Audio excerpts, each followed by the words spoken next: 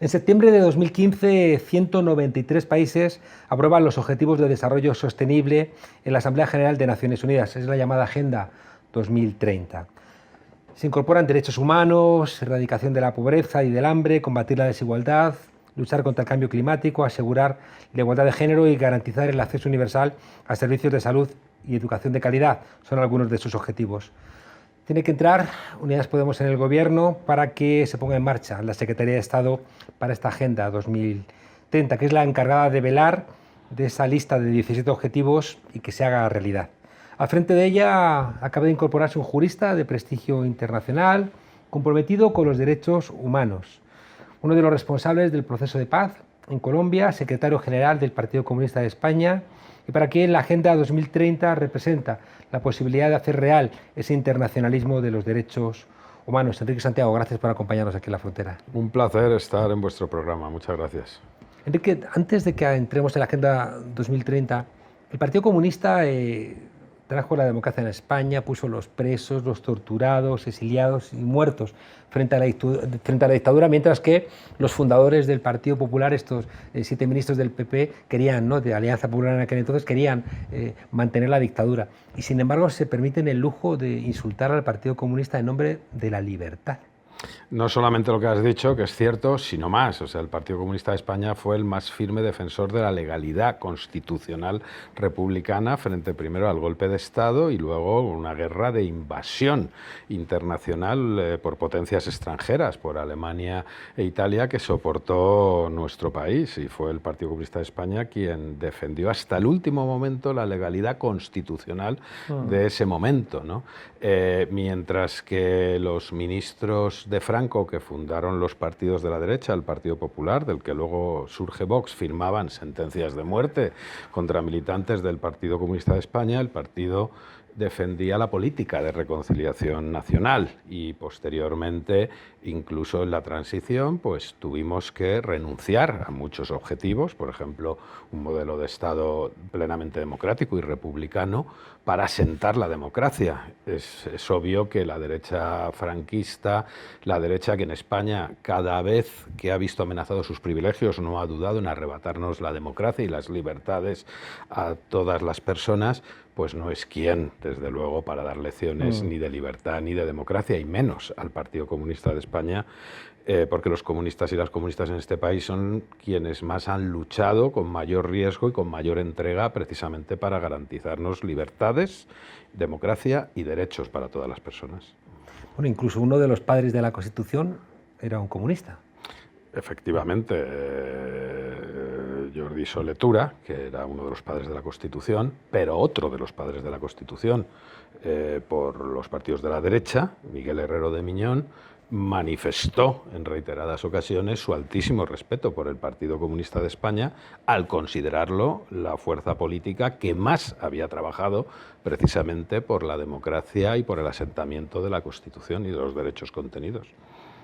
En fin, pero esto va a ocurrir como con el dinero de la hostelería, que Ayuso no pone ni un solo euro, pero el discurso de algunos hosteleros que pertenecen a esa familia, ¿no?, a esa fosa de caimanes que dirían por otros lados, quiere trasladar el mensaje radicalmente contrario. Y parece que con esto, bueno, pues quieren borrar la historia y reinventarla.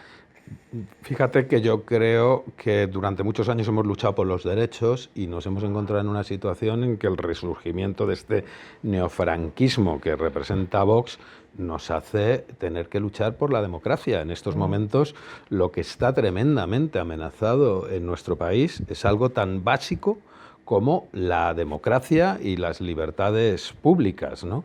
Y frente a eso, pues corresponde hacer un amplio bloque donde coincidan todos los demócratas para, en primer lugar, poner una barrera para que el fascismo, este fascismo, no pase, no acabe otra vez con la democracia. Y a partir de ahí, pues nuestro empeño también es garantizar derechos y especialmente a las personas que lo están pasando peor por ese mantenimiento de privilegios en los sectores más propios de la oligarquía de este país, ¿no? Julio Anguita sufrió un ataque bastante duro, sobre todo del grupo Prisa, ¿no?, refiriéndonos a medios de comunicación, pero creo que nada en comparación con el comportamiento que están teniendo el conjunto de los medios, incluida la radiotelevisión pública, con Unidas Podemos, sobre todo ahora en esta campaña de Madrid. Bueno, no cabe duda, esto pone de manifiesto uno de los grandes déficits democráticos de este país, ¿no? Es decir, no todos los poderes reales se eligen por los ciudadanos democráticamente ni están sometidos al control de los ciudadanos. Es decir, los medios de comunicación públicos pues cada vez son más reducidos y los medios de comunicación privados pues no son más que brazos armados de las fuerzas políticas conservadoras de los grandes grupos económicos, a los cuales no les interesa el interés general, valga la redundancia, sino únicamente sus propios privilegios y sus cuentas de resultados, ¿no? Y eso es lo que estamos padeciendo, ¿no? La peor oposición al gobierno de coalición o a Unidos Podemos no es estrictamente las fuerzas políticas con representación parlamentaria.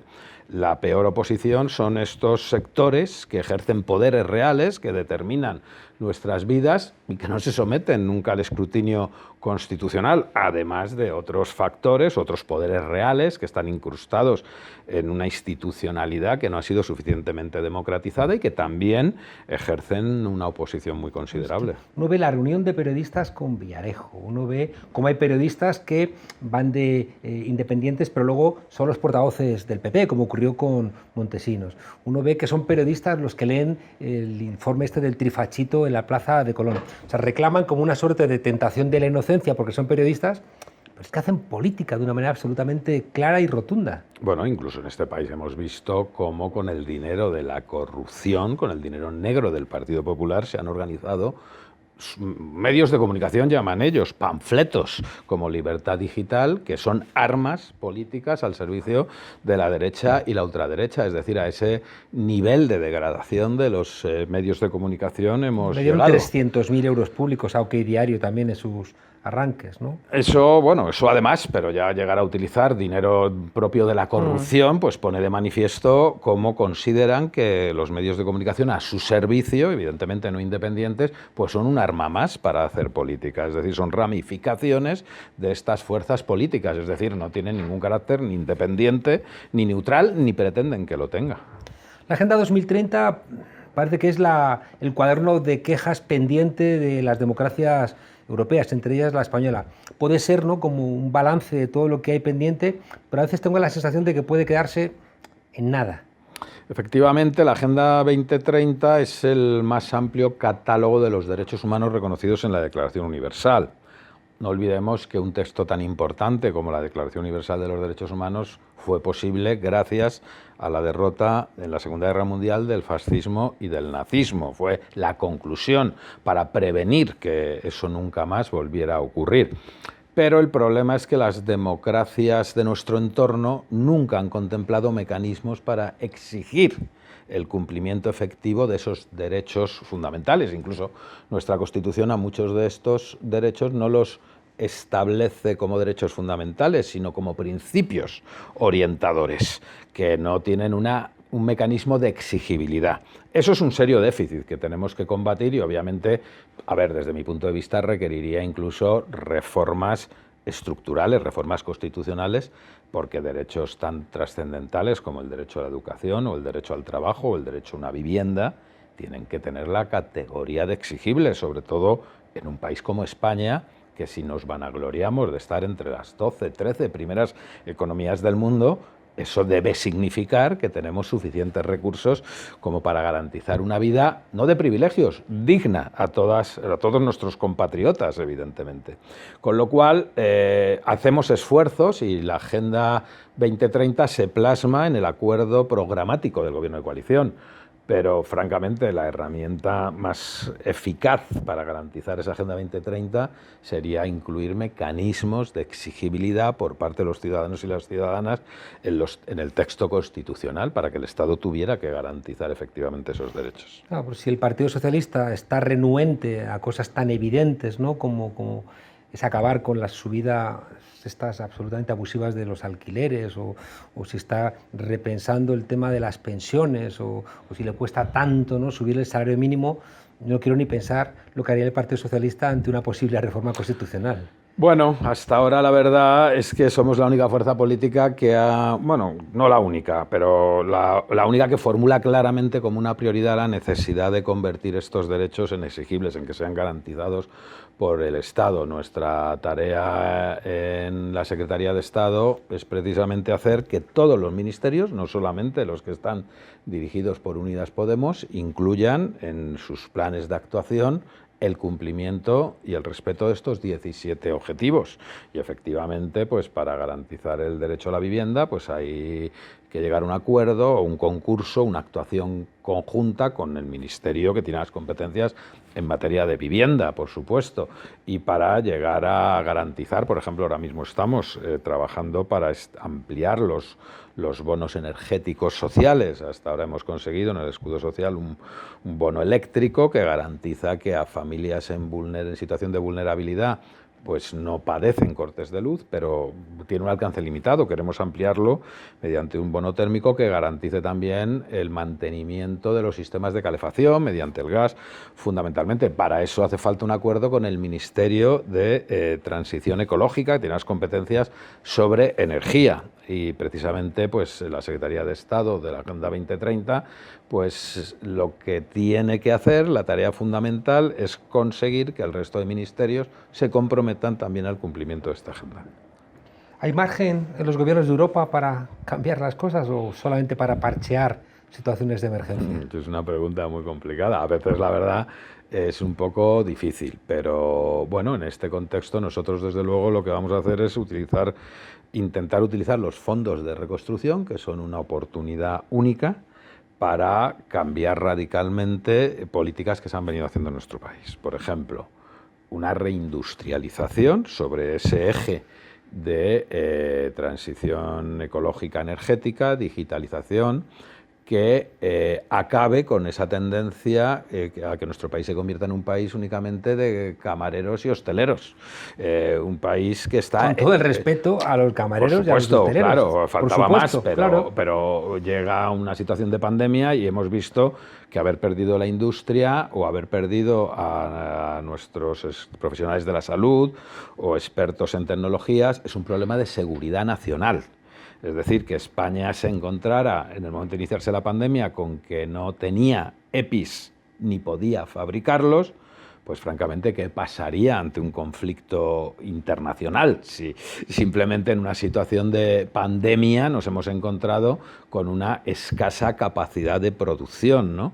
Entonces, eso hay que recuperarlo porque al final, en los tiempos contemporáneos, un país es más fuerte en la medida que tiene capacidad de desarrollo industrial y tecnológico. Todo lo que tiene que ver con la biotecnología es otro eje fundamental que tenemos que utilizar. Y claro, la pregunta muchas veces es, hombre, ¿todos son limitaciones en la Unión Europea o es que nuestros gobernantes se han dejado limitar por otros países de la Unión Europea? Por ejemplo, en España se han cerrado los astilleros, que es una producción de alta tecnología hoy día. Solo quedan una producción muy limitada de astilleros relacionada, en la mayoría de los casos, con producción militar o, si acaso, que tenga que ver con el transporte de petróleo. Pero, sin embargo, hay astilleros públicos o subvencionados con dinero público en otros países de nuestro entorno, como Francia o como Italia. En España se nos dijo que no podía haber un sector energético, eléctrico público, y resulta que nuestra empresa pública la compró una empresa italiana pública. Entonces, ¿cómo es que en Italia pueden y nosotros no podemos? O sea, la impresión es que a veces hemos accedido, los gobiernos españoles anteriores no han luchado debidamente por garantizar las condiciones de vida digna a nuestros compatriotas, y el neoliberalismo al final ha sido un mecanismo de subordinación a otros países, cuando España tiene todas las potencialidades de recursos humanos, de capacidad de formación, de recursos naturales para no tener que estar subordinado a ningún otro país de la Unión Europea. Claro, yo te lo preguntaba porque no solamente en España, sino también en otros países de Europa o de América Latina, la izquierda plantea que no hay que entrar en los gobiernos, ¿no? Como que si la única lucha posible fuera desde los afueras de los gobiernos. Hoy día, igual que pasó con las políticas de la izquierda de mantenimiento de los frentes populares previo a la Segunda Guerra Mundial, hoy día no cabe ninguna duda que por lo menos en Europa es imprescindible parar el avance del fascismo y la ultraderecha desde los gobiernos. Eso tiene dos finalidades. Una, revertir las políticas neoliberales que tanto daño han causado, garantizar, por lo tanto, derechos fundamentales, mejorar las condiciones de vida de todas las personas, pero como decíamos antes también garantizar la democracia, el mantenimiento de la democracia y la correlación de fuerzas políticas en nuestro país es muy clara. Ahora mismo, frente a la alternativa de un gobierno de izquierdas de Unidas Podemos con el Partido Socialista, apoyado parlamentariamente por otras fuerzas de la izquierda, de las izquierdas nacionalistas, la única alternativa es un gobierno de derechas con el apoyo de la ultraderecha, con lo que eso significaría de restricción o eliminación de derechos fundamentales a las mujeres, a los trabajadores y las trabajadoras, a las minorías, a los colectivos diferenciados que hay en nuestro país, a los territorios históricos y las nacionalidades del Estado. O sea, es muy grave. Durante unos años en España hemos tenido una derecha cerril en lo económica, pero con un mínimo de respeto a las reglas de juego democráticas. Ahora nos encontramos con que no, que en la tribuna del Congreso se justifica el golpe de Estado de Franco, se justifica un golpe de Estado, una guerra incluso contra un régimen, un alzamiento que acabó en una guerra contra un régimen constitucional, democrático, o se dice que el gobierno democrático español refrendado en las urnas por los ciudadanos, en dos ocasiones además, en muy poco tiempo, es peor que el gobierno de un dictador. Es decir, no es aceptable y que espero que nuestros conciudadanos, nuestros compatriotas se den cuenta del inmenso peligro que representa esta ultraderecha franquista que amenaza las libertades públicas. Planteamos desde la ciencia política que todo lo que hace Europa fuera, por la condición colonial, termina regresando aquí y terminan haciéndolo sobre nuestros propios compatriotas, sobre nosotros mismos, ¿no? Y este auge de la extrema derecha va directamente contra el Estado de Derecho. Si juntamos todo el tema del lawfare, estamos viendo muchos lugares donde se están inhabilitando, ¿no?, a muchos líderes políticos. Hemos visto lo que ha pasado con Lula. Hay una preocupación, y tú como jurista verás igualmente, seguramente con preocupación, este deterioro, ¿no?, del Estado de Derecho. Yo creo que las doctrinas de la seguridad nacional, que surgieron de la confrontación de bloques y de las políticas de confrontación contra la izquierda, ¿no?, han ido evolucionando porque ya no son muy justificables ante muchos sectores de la opinión pública mediante el golpe militar habitual y las desapariciones forzadas de personas, como ha ocurrido, ¿no? Entonces, los sectores reaccionarios, conservadores, trabajan constantemente en depurar sus formas de control antidemocrático de la sociedad, y a esa doctrina de seguridad nacional ha sucedido lo que se denomina la guerra jurídica simétrica, que es esto que se conoce como lawfare, que consiste sobre todo, es una política en la que intervienen varios factores, ¿no? Los medios de comunicación, manejados por los grupos empresariales privados que defienden sus intereses, sus cuentas de resultado, no los intereses de la sociedad, y luego determinadas instituciones del Estado, porque en las democracias contemporáneas, pues al final resulta que hay determinadas instituciones del Estado que no están sometidas a un control rígido ciudadano y que no son renovables si no cumplen derechos, si no cumplen las garantías o no respetan las garantías constitucionales o se ingieren en la actividad política, ¿no? El Poder Judicial, el papel que ha tenido en América Latina ha sido clarísimo. El caso de Brasil, después de haber eliminado cualquier posible candidato y abrirle el paso a Bolsonaro, pues ahora, años después, con gran esfuerzo jurídico, en los propios tribunales dicen no, eso que ocurrió no era conforme a la ley. Pero el presidente Bolsonaro sigue siendo presidente, y son años que además han causado pues este gran desastre en la sociedad brasileña, incluso con un número de muertos que no ha ocurrido en ningún otro país del entorno por ser negacionista y no atender la realidad de la pandemia. Esto es un ejemplo, pero igual ha pasado en Ecuador, igual se ha estado utilizando para perseguir, por ejemplo, el proceso de paz en Colombia. Igual se justificó mediante resoluciones judiciales un auténtico golpe de Estado en Bolivia para cortar el proceso En electoral. México están inhabilitando a gobernadores, a candidatos de El Morena. problema ¿cuál es? Que también en España está llegando esta tendencia y nos encontramos, bueno, o sea, no es justificable la situación en nuestro país, un consejo del Poder Judicial, que no son los jueces, y esto lo quiero resaltar, no son los jueces que ejercen la función jurisdiccional y que tienen su independencia, sino que es un órgano administrativo de gobierno que elude el cumplimiento de la norma constitucional que lo obligaba a ser renovado cada X tiempo. Y tiene el apoyo de una parte de los jueces. Bueno, incluso en su ilegalidad. Claro, pues tienen, efectivamente. No, pero yo lo que quiero insistir es que muchas veces cuando decimos no es asumible que haya un órgano administrativo de gobierno del Poder Judicial que incumpla la norma constitucional y que mantenga sine die su mandato, se dice, estáis atacando al Poder Judicial. El Consejo General del Poder Judicial no es el Poder Judicial. El Poder Judicial es cada juez que ejerce la jurisdicción y atiende la demanda de los ciudadanos, que tiene garantizada su neutralidad. El Consejo General del Poder Judicial es un órgano administrativo, político, que tiene que estar sometido a otros poderes, y en este caso concreto al único poder que se decide por los ciudadanos en nuestro país, que es el legislativo. Y hemos llegado a situaciones de auténtica insubordinación, es decir, un órgano administrativo pidiendo al Parlamento que le diera un trámite que no existe en la ley para pronunciarse ellos sobre la actividad parlamentaria, ¿no? Eso es inaceptable. ¿Tiene algo que ver todo esto? Nos hemos comido el tiempo, lo más rápido que puedas contestarme, con que hayas querido seguir, pese a asumir la Secretaría de Estado de la Agenda 2030, mantenerte en la comisión que investiga la Kitchen. Las comisiones de investigación parlamentaria son extraordinarias y en este caso concreto la Kitchen afecta a algo muy grave, que es una utilización partidaria por un partido político, por el Partido Popular, de instituciones de seguridad del Estado para perseguir a sus adversarios y enemigos políticos. Esta persecución, y además organizando esa persecución con recursos públicos de todos. Eso requiere una acción de investigación muy compleja, porque ya hemos visto cómo altos funcionarios de los servicios de seguridad, que deberían estar colaborando con el Parlamento, se niegan a colaborar. Con lo cual, la decisión del Grupo Parlamentario de Unidas Podemos, obviamente, es que dediquemos el máximo de recursos a acabar esa investigación, y yo, por supuesto, me voy a emplear con la experiencia profesional que tengo.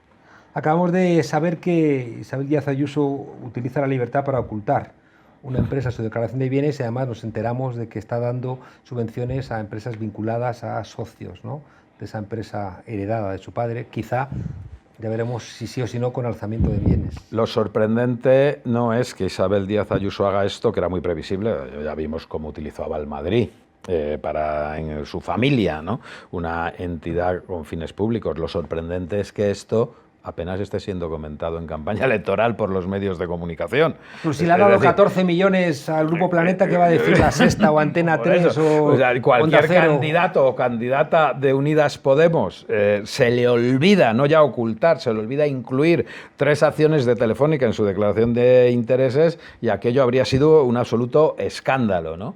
Pero sin embargo es sorprendente ese silencio por parte de la inmensa mayoría de los medios de comunicación sobre, bueno, un ocultamiento que, como tú bien dices, pues bueno, pues pone de manifiesto una intención de intervenir desde el sector público en decisiones que afectan a empresas, ¿no? Se ha ocultado también la participación de Pablo Iglesias en la ley Rhodes, ¿no?, en la ley esta de protección a la infancia, que parece que ha venido del cielo. Así es, francamente ha sido uno de los mayores esfuerzos, no solamente de Pablo Iglesias, de la Vicepresidencia de Asuntos Sociales, del Ministerio de Derechos Sociales, y pues efectivamente es otra cosa que ha pasado desapercibida. Debe significar, me imagino, que es una gran ley y que hemos dado un paso histórico en el avance de los derechos de la infancia en nuestro país. A mí me han felicitado funcionarios y funcionarias del Sistema Internacional de Naciones Unidas sobre la Niñez, de UNICEF. Lo sorprendente, y nos han felicitado directamente a Unidas Podemos por el esfuerzo. Lo sorprendente es que en este país no se haya puesto en valor quién ha hecho ese esfuerzo, claro. Enrique Santiago, secretario general del Partido Comunista de España y secretario de Estado de la Agenda 2030. Estuviste en un acto en León, recordando a comunistas fusilados, ¿no? Luchadores contra el franquismo. El 13 de abril de 1921, hace un siglo, unos dirigentes, ¿no? Y miles de militantes del PSOE fundaban el Partido Comunista. Abascal últimamente te tiene un cariño, no sé si merecido o inmerecido. Bueno, es qué olor a rancio pasado. Sí. No, es una provocación absoluta lo de la ultraderecha, con esa fijación anticomunista que pretende además crear un pánico, ¿no? de una construcción que no tiene nada que ver con la realidad, de que los comunistas vamos a acabar con las libertades, cuando es la derecha quien a lo largo de la historia de España es quien acaba con las libertades. Pero sí que me parece que esta actitud de Abascal y de otros personajes de la ultraderecha de constante señalamiento, amenazas, insultos, es preparar el camino para situaciones que pueden ser muy graves. Y yo sí que, mira, ya aprovecho la ocasión para señalar esto. Está incrementándose los ataques a locales de Unidas Podemos, tanto de Podemos como de Izquierda Unida, agresiones a cargos públicos, especialmente a concejales de pueblos más o menos pequeños. La lista es permanente. Y esto está muy ligado pues, a esta actitud. Pues, el señor Abascal sale a la tribuna del Congreso y pues, como una vez al mes señala al secretario general del Partido Comunista de España y lo amenaza, lo insulta, lo denosta, pues evidentemente que no harán respecto a cargos públicos de pequeños ayuntamientos, medianos ayuntamientos o locales en otra parte de España. El día que haya una desgracia personal que sea irreversible, está claro que la responsabilidad será de todos estos grupos fascistas que desde hoy están señalando desde la tribuna del Congreso de los Diputados. Claro, y los medios de comunicación que se lo amplifican y que se lo justifican. La realidad es que ellos señalan y después detienen a gente en Vallecas. Efectivamente. El otro día tuvimos una conversación con altos cargos del Ministerio de Interior precisamente llamando la atención sobre esto. O sea, nos da la impresión que las investigaciones policiales son muy rápidas cuando se trata de detener a personas antifascistas, pero que avanzan con mucha lentitud cuando se trata de detener a fascistas. Por ejemplo, las agresiones que se han sufrido en los locales, por ejemplo, el local de Cartagena de Podemos, hay hasta un vídeo con la persona, que se ve la imagen de la persona que tiró la bomba incendiaria, el artefacto incendiario. Parece, eso es la verdad un poco extraño, que no se haya hecho todavía ninguna detención. Por ejemplo, los ataques sistemáticos al local de Izquierda Unida, ayer estuve en León, me contaron, ataques sistemáticos al local, han sido ya 3 ataques. Lo que me decían los compañeros, decían, bueno, en León hay 10 personas candidatas a hacer estos ataques. Algunos se han producido hace 8 meses, no hay ningún resultado de la investigación. Y esto nos preocupa, porque la neutralidad de los cuerpos de seguridad públicos nunca deben perderse. Hace un par de días un tipo dijo que me tenían que colgar en una plaza. Por decir algo similar, detuvieron al día siguiente a alguien en Vallecas. Enrique Santiago, no queda otra que seguir peleando, porque en cuanto nos relajamos, regresa esa España fascista que está siempre agazapada en la historia de nuestro país con tantos retrocesos. Y más ahora que estamos luchando por los derechos de todo nuestro pueblo y por un interés tan general, algo tan básico y tan esencial. Fíjate, desgraciadamente ni siquiera estamos luchando por el socialismo, por la garantía de todos los derechos humanos, simplemente por la democracia y por la libertad, simplemente. Enrique Santiago, gracias por acompañarnos aquí en La Frontera. Muchas gracias a ti.